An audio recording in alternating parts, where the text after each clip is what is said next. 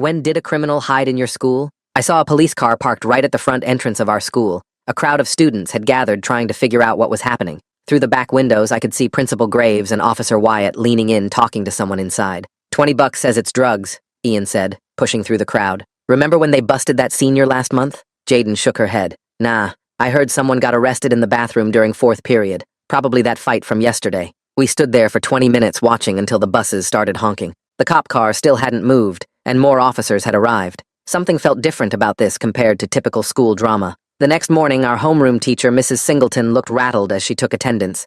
She kept glancing at the door and checking her phone. Finally, during the break between third and fourth period, she closed our door and turned to face us. I need to tell you all what happened yesterday, she said, wringing her hands. A former student, about 20 years old, snuck into the building during lunch. The class erupted with questions, but she held up her hand for silence. She explained how this guy had dressed like a current student and walked in with everyone returning from lunch. He'd spent over an hour going through unlocked lockers and stealing laptops from classrooms. Wait, that's why Mr. Curry was freaking out about his missing laptop? Catalina asked from the back row. Mrs. Singleton nodded. He took about 10 laptops total, plus phones and cash from student lockers. The only reason he got caught was because he stopped at the Tim Hortons down the street. She told us someone recognized him and called the school. Police arrested him right there with all the stolen items in his backpack. The weirdest part was that his mom was waiting in a getaway car just 2 blocks away. His own mother was helping him? Jessica gasped. That's insane. The whole thing is insane, Mrs. Singleton said. Imagine throwing away your future for some laptops. During lunch, I was sitting with Catalina when she showed me something on her phone. She'd found the guy's old social media from when he was a student. His last post before graduating was this long rant about the school ruining his life. Look at this, Catalina said, scrolling through his photos. He was actually pretty popular. Soccer team, honor roll, the whole thing. I leaned over to look when one photo made me freeze. It showed him standing with friends in front of locker 247, my locker. The same one I'd found mysteriously open yesterday, even though I always lock it carefully. Catalina, I said slowly, I told you nothing was missing from my locker, right? She nodded, then her eyes widened. Wait, you don't think? Before I could answer, there was a commotion in the hallway. 2 police officers were walking quickly toward the main office with Principal Graves. Through the cafeteria windows, we could see more cop cars pulling into the parking lot. Something's wrong, I said. This is way too much police presence for a simple theft. We followed the crowd gathering near the office. Teachers were whispering urgently, and some looked genuinely scared. Ms. Arellano, the attendance secretary, was crying at her desk while talking on the phone. Vice Principal Williams came out and started ushering students away. Everyone back to the cafeteria. Now, this doesn't concern you. But Ian had already overheard something. As we walked back, he whispered, I heard them say something about a missing student. Someone from 10th grade. Missing since when? Jaden asked. I don't know, but they're checking attendance records from yesterday. The afternoon was chaos. They put the school on soft lockdown, meaning we couldn't leave our classrooms. Teachers tried to continue lessons, but everyone was distracted. Rumors flew on group chats faster than staff could shut them down. Finally, during last period, Officer Wyatt came to our classroom with a photo. It was a 10th grade girl named Melissa Arellano. He asked if anyone had seen her yesterday or today. Nobody had, but she wasn't someone most seniors would notice anyway. Her parents say she didn't come home last night, he explained. We need any information about her whereabouts. After he left, our teacher, Mr. Brooks, looked shaken. He kept glancing at his phone and finally just gave up on the lesson. We sat there in tense silence until the final bell. As we were leaving, I overheard 2 officers in the hallway. They were discussing security footage from yesterday. One mentioned something about the former student being seen on camera near the 10th grade lockers for an unusually long time. But all he took was electronics, right? The younger officer asked. The older one shook his head grimly. That's what we thought, until we ran his name through the system. I slowed down, pretending to organize my backpack to hear more. Turns out he escaped from Millbrook Psychiatric Hospital 3 weeks ago. He was committed after a breakdown where he became obsessed with a fellow student. The doctors said he had elaborate delusions about needing to save someone. My blood went cold. I thought about my mysteriously open locker and the missing 10th grader. The pieces were starting to form a terrifying picture. The older officer continued, We found something else in the security footage. Right before he left the building, he was wheeling what looked like an audio equipment case, the kind the drama department uses, big enough to fit a person. The words hit me so hard I grabbed Catalina's arm without thinking. My grip was too tight, but she didn't pull away because she understood what this meant. The officers kept walking toward the main office, and we stood there frozen for maybe 3 seconds before we both started moving at the same time. We ran down the hallway, dodging other students who were still leaving. My backpack bounced against my back with every step, and I could hear Catalina's keys jangling in her pocket as she kept pace beside me. Principal Graves's office was chaos when we got there. Through the glass doors, I could see at least 6 police officers,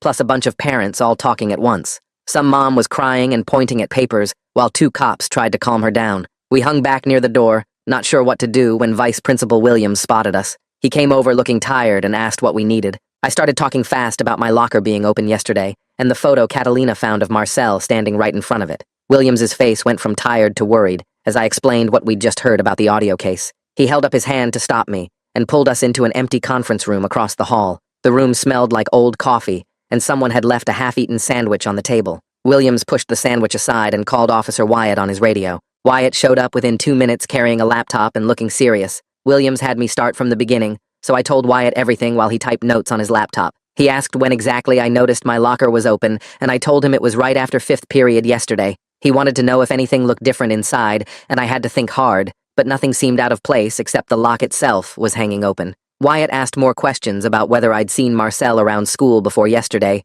and if I knew Melissa at all. I told him I'd never seen Marcel, and didn't really know Melissa since she was a 10th grader. He opened his laptop and turned it so we could see the screen. The security footage was grainy, but you could see the hallway near the 10th grade lockers. Marcel was there, pushing something on wheels, and even with the bad quality, you could tell it was big. He moved slowly, like whatever it was weighed a lot. The timestamp in the corner said 1:47 p.m., which was right in the middle of 5th period when most kids were in class. Wyatt clicked to zoom in, and we could make out the shape better. It was definitely a black case with those metal corners that equipment cases have, the kind bands use for their speakers and stuff. Wyatt fast-forwarded, and we watched Marcel wheel it down the hall toward the back of the building. He disappeared around a corner where Wyatt said the cameras didn't reach. Williams left to get someone and came back with Miss Perez, the drama teacher. She looked confused until Wyatt showed her the footage and asked about their equipment. She said they had 3 large rolling audio cases for storing microphones and soundboards. One of them was missing since yesterday, but she figured some kids had borrowed it for a project. Wyatt asked how big the cases were,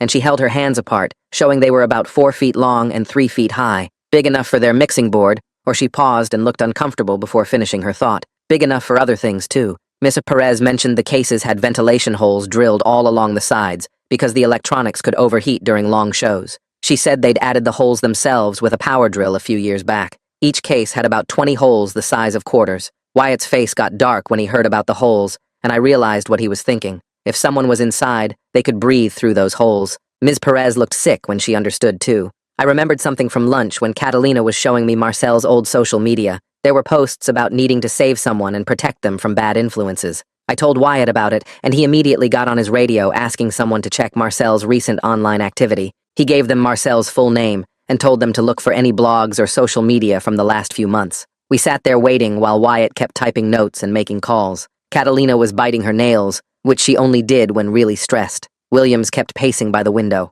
After maybe 10 minutes, Wyatt's radio crackled, and another officer's voice came through saying they'd found something. Marcel had a blog he'd been updating for weeks, with long posts about someone he called his angel who needed rescuing. The posts talked about the toxic environment poisoning her, and how only he understood what she really needed. The officer read parts over the radio, and they were scary. Marcel wrote about watching her every day and learning her schedule. He knew what classes she took, and where her locker was. He'd been planning this for a long time. Wyatt grabbed his phone and started making calls while someone brought over Melissa's class schedule from the main office computer. Her first period yesterday was drama with Miss Perez in the auditorium. They sent someone to get Miss Perez from her classroom, and she came in looking confused until Wyatt explained what they needed. She pulled out her attendance book and ran her finger down the list, nodding that Melissa had been there yesterday morning but seemed really distracted and kept checking her phone. Ms. Perez mentioned Melissa left her backpack under her seat when class ended, which was weird since she usually was super organized. The backpack was still in the drama room, lost and found, and an officer went to bag it as evidence. Catalina suddenly grabbed my arm hard, and her face went pale. She said she just remembered something from yesterday after school when she was waiting for her mom to pick her up. She saw a big black case with metal corners sitting near the loading dock around 4:30. She thought it was just equipment waiting to get loaded for some performance or something, since drama kids were always moving stuff around for shows. Wyatt immediately stood up and asked Catalina to show them exactly where she saw it. We all rushed out of the office and followed Catalina through the hallways toward the back of the school where the loading dock was. The whole area was empty now, but you could see fresh wheel marks on the concrete where something heavy had been rolled toward the parking lot. Wyatt crouched down and took photos of the marks with his phone, while another officer measured them. The marks led from the door all the way to where cars would pull up to load equipment. Wyatt pointed up at a security camera mounted on the wall and said this was one of the few cameras that actually worked right since they'd just fixed it last month after some vandalism. He called dispatch on his radio and told them to pull all footage from that camera starting from noon yesterday and send it to his laptop immediately.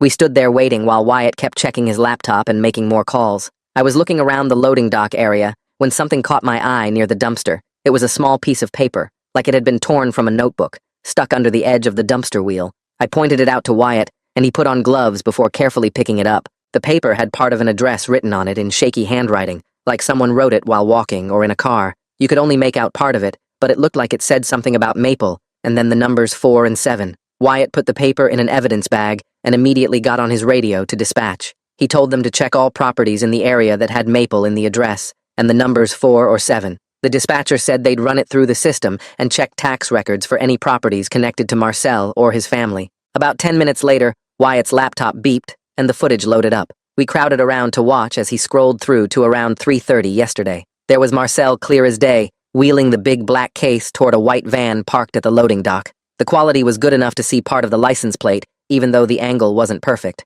Wyatt zoomed in and enhanced it, getting enough numbers and letters to run through the system. Within seconds, the results came back, showing the van was registered to Marcel's mother at an address across town. Wyatt's radio crackled with another officer saying patrol units were already heading to that address right now to check if anyone was home. Just then, Miss Arellano appeared in the doorway, with tears streaming down her face. She asked if there was any news about Melissa, and you could hear the desperation in her voice. Wyatt told her gently that they had really strong leads and were close to finding her daughter, that she needed to stay strong. Ms. Arellano nodded, but you could see she was barely holding it together. More officers arrived and started pulling drama students out of their classes to ask questions about the storage room and equipment. One kid mentioned that Marcel used to help with theater tech all the time before he graduated and knew every hiding spot and storage area in the whole auditorium. He said Marcel was obsessed with the sound equipment and would spend hours organizing cables and testing microphones, even when they didn't need it. The kid also said Marcel had keys to a bunch of rooms that he probably wasn't supposed to have, but nobody ever asked him to return them after graduation. Another drama student said she saw Marcel hanging around the school a few times this year, even though he'd graduated 2 years ago. She thought it was weird, but figured maybe he was visiting teachers or something. She said he always seemed to show up during drama class and would stand in the back watching rehearsals. Wyatt was taking notes on everything while coordinating with other officers on his radio. The partial address search came back with 12 possible matches in the area. 3 were residential homes. 1 was that abandoned warehouse Marcel's family used to own for their plumbing business before it went under, and the rest were apartments or businesses. Wyatt told them to prioritize the warehouse and the residential properties, especially any connected to Marcel's extended family. A drama student walked up to the officers and started talking really fast about something that made them all lean in closer. The kid kept pointing down the hallway toward the basement stairs while the officers took notes. Lay was explaining how Marcel used to talk about this old prop storage room that nobody ever went into anymore because it was behind all the broken set pieces. He said Marcel called it the perfect hiding spot one time when they were moving equipment for a play last year. The officers immediately started moving toward the basement while telling Catalina and me to wait in the main office where they could find us. We sat in those uncomfortable plastic chairs, watching the big clock above the secretary's desk tick forward 1 minute at a time. Other students kept walking by the glass doors trying to see what was happening, but the vice principal kept shooing them away. My leg wouldn't stop bouncing, and Catalina kept checking her phone even though she wasn't getting any messages.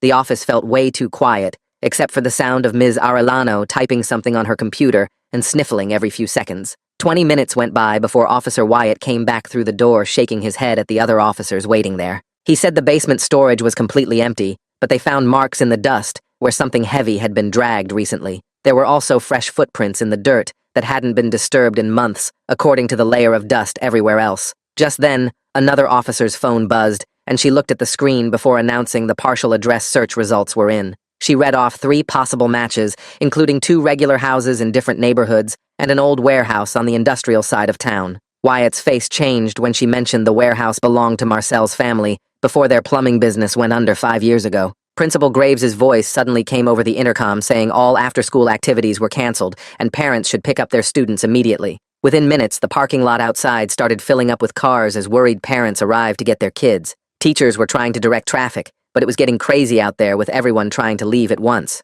Ian and Jaden pushed through the office door looking for us after hearing from someone that we were involved in whatever was happening. Their eyes went wide as we quickly explained everything from finding out about Marcel's escape, to the missing girl, to the warehouse lead. Ian kept interrupting with questions, while Jaden just stood there looking more and more worried about the whole situation. Officer Wyatt's radio crackled, and he stepped away to answer it while we all watched anxiously. He came back saying Marcel's mother wasn't at her house, but the neighbors saw the white van parked there early this morning. They also saw a silver car leaving around noon, but nobody got a good look at who was driving it. The custodian suddenly appeared in the doorway, pushing his cleaning cart aside to talk to the officers. He said he remembered seeing a big rolling case by the service exit yesterday evening when he was taking out the trash. He figured some drama kids left it there to load later for a performance or something, so he didn't touch it. Then he mentioned something that made everyone freeze, which was that the service door alarm had been turned off somehow. He explained Marcel would definitely know how to disable it from when he used to help move theater equipment in and out. The officers started talking really fast on their radios about checking all the service exits and getting footage from any cameras near them. Ms. Arellano's phone started ringing, and she grabbed it so fast she almost knocked it off the desk. We all watched her face, hoping for good news, but her expression just fell as she quietly told her husband there were no updates yet. The way her voice cracked when she said Melissa's name made my chest feel tight, and I had to look away. More officers kept arriving, and the main office was getting crowded with all the police and school staff trying to coordinate. Someone mentioned they were sending units to both residential addresses, while a special team prepared to check the warehouse. Catalina grabbed my arm and pointed out the window where we could see news vans starting to pull up outside. This was becoming a much bigger deal than just a missing student, and everyone knew it now. The principal came out of his office looking stressed and started talking to parents who were demanding answers about school security. You could hear angry voices in the hallway as more parents arrived wanting to know how someone could just walk in and take a student. Officer Wyatt was studying a map on his phone and marking locations while coordinating with other units about search areas. He kept mentioning time windows and asking about traffic cameras between the school and the warehouse location. The whole scene felt unreal, like something from a TV show, except this was actually happening at our school. My phone buzzed with messages from other friends, asking what was going on, but I didn't even know what to tell them. Everything was moving so fast and getting more serious by the minute as more evidence pointed to Marcel taking Melissa somewhere. Officer Wyatt's radio suddenly crackled to life, and he grabbed it from his belt so fast he almost dropped it. Unit 12 approaching the warehouse on Maple Street, a voice said through the static. Wyatt looked at Principal Graves and then did something he probably shouldn't have done by clicking his radio to speaker mode. The whole office could now hear everything happening as more units called in their positions. Miss Arellano stood up from her chair and moved closer to hear better while gripping the edge of the desk. Building looks empty from outside, the first officer reported, but we've got fresh tire tracks in the dirt leading around back. Wyatt told them to hold position until backup arrived, and we all stood there frozen listening to the static. 3 more patrol cars called in their arrival within the next 2 minutes. We could hear them coordinating who would take which entrance over the radio. The tension in the office was so thick you could barely breathe as everyone waited for them to move in.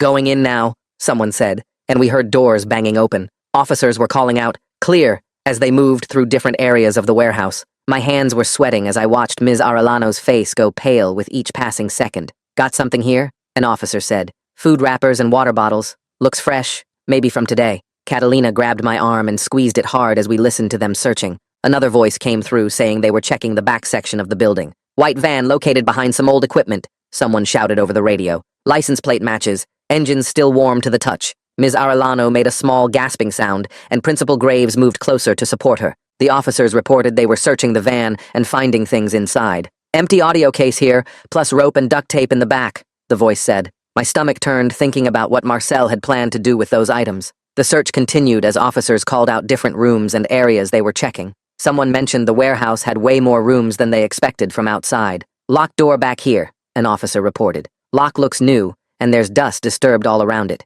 We heard them discussing whether to break it down or try to pick the lock. Wyatt told them to breach it immediately given the circumstances, and we heard the sound of something heavy hitting wood. The door must have broken because suddenly there was shouting over the radio. "We need paramedics now," someone yelled, and Ms. Arellano's legs gave out. She collapsed into a chair while Principal Graves rushed to help her. The radio went quiet for what felt like forever, but was probably only 30 seconds. Every second that passed without news made my chest feel tighter and tighter. Finally, Wyatt's radio crackled again with a voice we'd been waiting to hear. "We found her. She's conscious, but needs medical attention for dehydration." Ms. Arellano broke down sobbing with relief, so intense her whole body shook. Principal Graves wrapped his arms around her in a hug while she cried. "Paramedics are treating her now," the officer continued. "She's going to be okay, just needs fluids and rest." The relief in the office was overwhelming as everyone started breathing normally again. Wyatt was coordinating with the units about securing the scene and getting Melissa to the hospital. He mentioned they needed to process the warehouse as a crime scene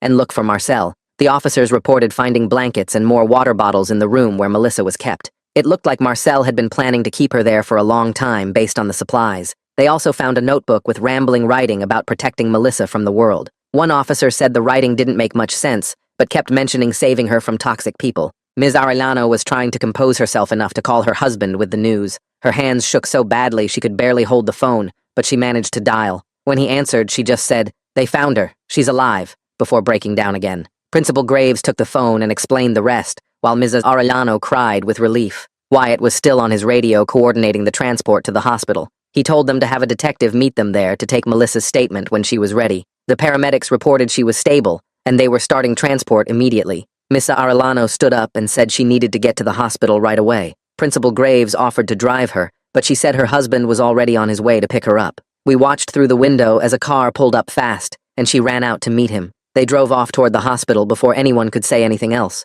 The office felt strange without the immediate crisis, but there was still work to do. Wyatt was talking to other officers about Marcel and his mother still being missing. They had units watching both of their houses and checking other possible locations. Someone mentioned they should check other properties the family might have owned in the past. An officer came back into the office 20 minutes later with news from the warehouse team. They'd found the maintenance room where Marcel kept Melissa, and it was worse than we thought. The room had blankets spread on the floor, cases of water bottles, boxes of granola bars, and canned food stacked in the corner. He'd installed a battery-powered lamp and even brought in some books and magazines. The officer said it looked like Marcel was planning to keep her there for weeks, or maybe months, based on all the supplies. My stomach turned thinking about Melissa trapped in that small room, while Marcel acted out whatever sick fantasy he had. The officers also found a notebook Marcel left behind, filled with pages and pages of rambling writing. One officer was reading parts of it out loud to Wyatt, and it was all about protecting Melissa from people who didn't understand her potential. He wrote about how the school was poisoning her mind,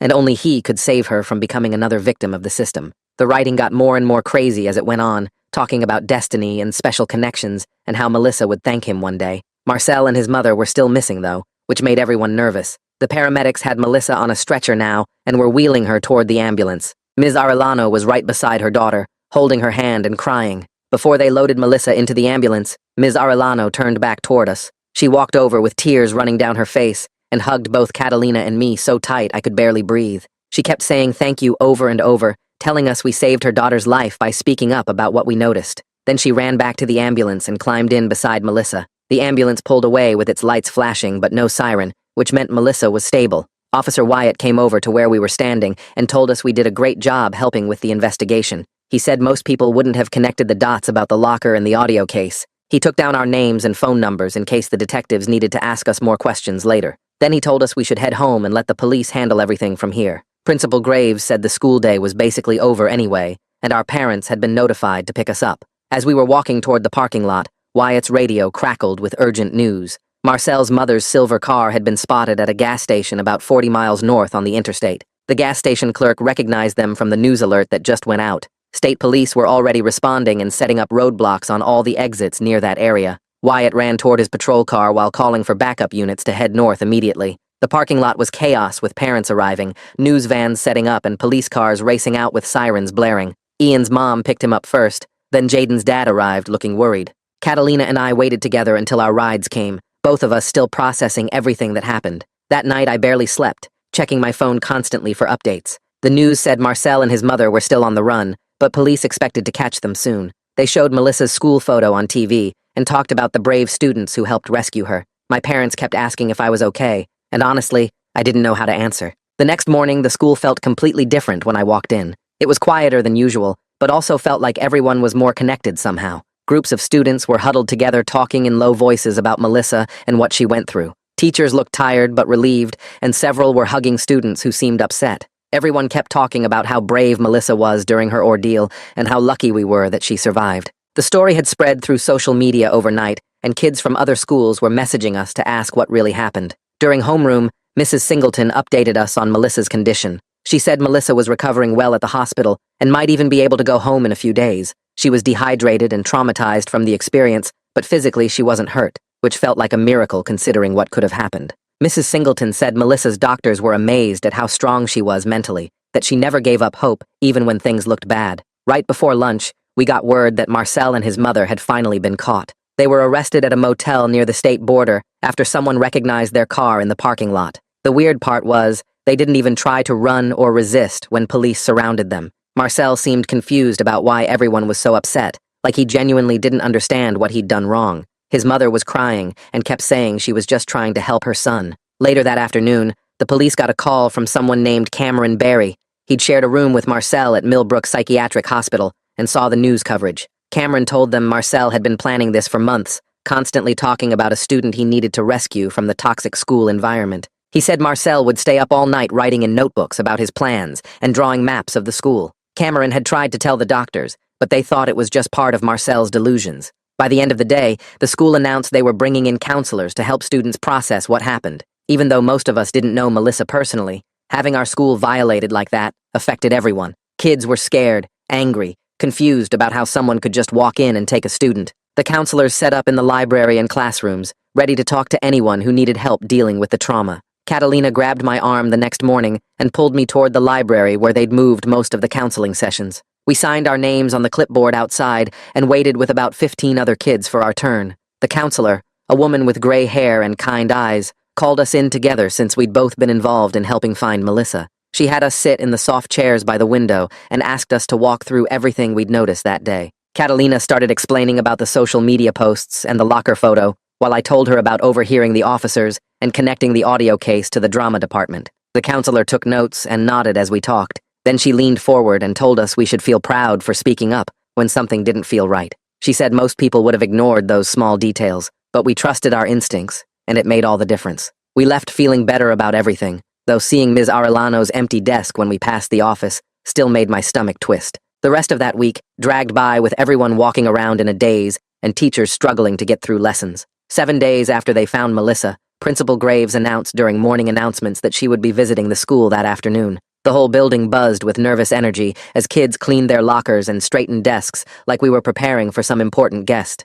Around 2 o'clock, Melissa walked through the front doors with her parents on either side of her. She looked smaller somehow, wearing jeans and an oversized hoodie with the hood pulled up, even though it was warm outside. Kids stopped and stared as she made her way down the hallway, some waving tentatively, while others just watched in silence. She went to the office first, where Principal Graves and several teachers were waiting, then spent about 20 minutes in there before coming back out. During lunch the next day, Catalina and I were eating our sandwiches when we saw Melissa walking toward our table with her mom beside her. She came straight over and wrapped her arms around Catalina first, then turned and hugged me tight. "Thank you," she whispered. "They told me you guys helped connect everything that led them to find me." Her mom stood there with tears running down her face, squeezing both our hands and thanking us over and over. Melissa sat with us for a few minutes, picking at a bag of chips her mom had brought, and we could see how her hands shook when she reached for her water bottle. She said she wasn't ready to come back full-time yet, but wanted to see everyone and let them know she was okay. Before leaving, she hugged us both again and promised she'd be back soon. That same afternoon, workers started installing new security cameras at every entrance and hallway intersection. They drilled holes in the ceiling tiles and ran thick black cables along the walls, connecting everything to a new monitoring station in the main office. Principal Graves sent out an email explaining the new entry procedures that would start Monday. Everyone would need to scan their student ID at the door, even during lunch when kids usually just walked in and out freely. The metal detectors that had been sitting in storage for years were finally set up at the main entrance. Parents complained about the prison-like atmosphere, but the school board wouldn't budge on the new safety measures. 3 days later, the local news reported that Marcel had been formally charged with kidnapping and false imprisonment. The article included his booking photo where he stared at the camera with blank eyes, like he didn't understand why he was there. His mother faced charges, too, for aiding in the kidnapping, though her lawyer was already arguing she'd been manipulated by her mentally ill son. The article mentioned she'd been the one driving the van and had rented the warehouse under a fake name. She'd also bought the supplies Marcel used to keep Melissa captive, including the locks for the door and the soundproofing materials he'd installed. Ms. Arellano came back to work the following Monday, but she was different. She'd jump whenever a door slammed and kept checking her phone every few minutes. The school gave her flexible hours, so she could leave whenever she needed to check on Melissa at home. Sometimes we'd see her car pulling out of the parking lot in the middle of the day, and she'd return an hour later looking calmer. Other office staff covered for her without complaint, everyone understanding what she was going through. 2 months passed before Marcel's sentencing hearing arrived. The judge reviewed his psychiatric history, including his escape from Millbrook and the detailed journals doctors found describing his obsession with saving students from the school. The prosecutor pushed for prison time, but the judge decided Marcel needed treatment more than punishment. He sentenced Marcel to indefinite psychiatric commitment with yearly reviews to determine if he could ever be released safely. His mother's hearing happened the next week, where she stood before the judge crying and apologizing. The judge acknowledged she'd been trying to help her son, but said her choices had endangered an innocent child. She got 3 years probation and 500 hours of community service, plus mandatory counseling to understand how her son had manipulated her. The courtroom was packed with people from the school and Melissa's extended family, all watching as she was led out in handcuffs to process her probation paperwork. Melissa started coming back to the school for half days, about 3 weeks after the trial ended. She'd arrive after first period and leave before lunch, slowly working up to staying longer. Kids gave her space but made sure to smile and wave when they saw her in the halls. By the end of the month, she was staying through 5th period, though she still looked tired and jumped at sudden noises. The old Melissa who laughed loudly in the hallways was gone, replaced by someone quieter and more careful about her surroundings. Eventually, she built up to full days, arriving with everyone else in the morning and staying through dismissal. One afternoon, I saw her signing up for something on the bulletin board outside the guidance office. It was a support group for trauma survivors that met Thursdays after school in room 205. The next Thursday, I walked by and saw about 8 kids sitting in a circle. Some I recognized as dealing with completely different problems like family deaths or car accidents, all supporting each other through their various struggles. The drama department started getting rid of all their old equipment cases the following week, and I helped Missy Perez carry them to the dumpster behind the school. She showed me the new ones they ordered with special locks that needed 2 different keys to open and joked they were kidnapping-proof, then immediately covered her mouth and apologized for saying something so insensitive. The new cases arrived 3 days later, and the whole theater crew spent an afternoon transferring all the sound equipment and lights into them, while Melissa watched from the auditorium seats, not ready to help yet, but wanting to be around the familiar space. Our lunch group changed too after everything that happened. Ian stopped cracking jokes every 5 seconds and actually listened when people talked about serious stuff, while Jaden started walking the younger kids to their buses if they seemed nervous about going to their cars alone. Catalina and I noticed how we all sat closer together at lunch now, not spread out across the whole table like before, and how we always made sure everyone got home safe before leaving school ourselves. Principal Graves called us into his office one morning in March and asked if Catalina and I would speak at the upcoming safety assembly about recognizing suspicious behavior and speaking up when something feels wrong. We both felt our stomachs drop at the idea of standing in front of the whole school, but knew it was important. So we spent the next week writing out what we wanted to say and practicing in front of the bathroom mirror at home. The assembly happened on a Thursday morning, and my hands shook the entire time I held the microphone, but seeing teachers nodding along and younger students taking notes made me push through the nerves. Melissa's parents showed up at the school board meeting the next month with a whole presentation about starting a foundation to improve security systems and mental health resources in schools across the district. Her dad had spreadsheets showing how much everything would cost, while her mom talked about prevention being cheaper than dealing with trauma after something happens, and by the end of the meeting, the board voted unanimously to support their proposal. The foundation officially launched in April with a fundraiser at the community center that raised over $30,000 in one night from local businesses and parents who wanted to help. By May, everything at the school felt different, but also weirdly normal, like we'd all adjusted to this new reality where we paid more attention to each other and locked doors that used to stay open. Melissa came back full-time right after spring break and even auditioned for the spring production of Our Town, getting cast as Emily, which felt like a huge deal since it meant being on stage in front of everyone again. Opening night arrived, and the whole auditorium was packed with people who'd heard her story and wanted to support her, though she told me later she tried not to think about that and just focused on her lines and blocking. Watching her up there delivering Emily's graveyard speech about appreciating life while you have it made half the audience cry, including her parents who sat in the front row recording everything on their phones. After the show, when we were helping strike the set, she pulled me aside backstage and said she refused to let Marcel take theater away from her, since it was the one place she'd always felt most like herself. She said performing that night felt like taking back something he'd tried to steal, and seeing her smile while saying it made all the scary stuff we'd been through feel worth it somehow. Graduation came faster than expected that year, maybe because we were all ready to move forward, and as we lined up in our caps and gowns, everyone seemed more serious than previous graduating classes. Principal Graves mentioned in his speech how our class had shown incredible strength and unity during a difficult time, though he didn't mention specifics since everyone knew what he meant anyway. Walking across that stage to get my diploma felt different from I'd imagined it would back in September, like we'd all grown up faster than we were supposed to, but also learned things that actually mattered. Looking back at everything now from college, I'm glad Catalina and I spoke up when we noticed the connections between Marcel's old photos and my open locker. That morning with the police car that started everything feels like it happened years ago instead of just last spring, but it taught me that paying attention and trusting your instincts can literally save someone's life. That's all for today's chat. Thanks for hanging out. It honestly feels like catching up with a buddy. We'll do it again soon.